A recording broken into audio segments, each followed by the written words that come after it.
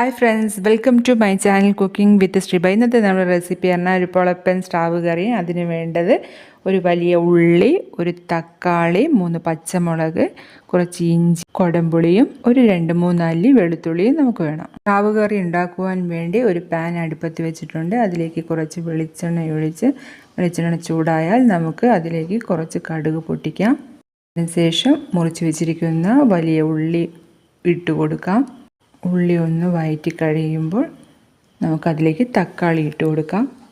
തക്കാളി ഒന്ന് വഴറ്റി കഴിഞ്ഞാൽ നമുക്കതിലേക്ക് മുറിച്ച് വെച്ചിരിക്കുന്ന പച്ചമുളക് കൂടി ആഡ് ചെയ്യാം. അതിനുശേഷം ഇഞ്ചിയും ചതച്ച് വെച്ചിരിക്കുന്ന വെളുത്തുള്ളിയും ഇട്ട് കൊടുക്കാം. എല്ലാം ചേർത്ത് ഒന്ന് വഴറ്റി കഴിയുമ്പോൾ നമുക്കതിലേക്ക് കുറച്ച് ഉപ്പ് കൂടി ആഡ് ചെയ്യാം.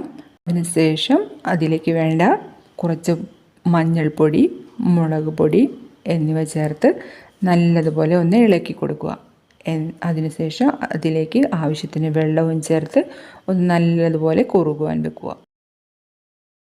പതച്ച് വരുമ്പോൾ നമുക്കതിലേക്ക് കുടംപുളിയും കൂടി ആഡ് ചെയ്യാം. കുടംപുളി ഇട്ടതിന് ശേഷം നല്ലതുപോലെ പതച്ച് കഴിഞ്ഞാൽ നമുക്കതിലേക്ക് സ്രാവ് മീൻ ഇട്ട് കൊടുക്കാം.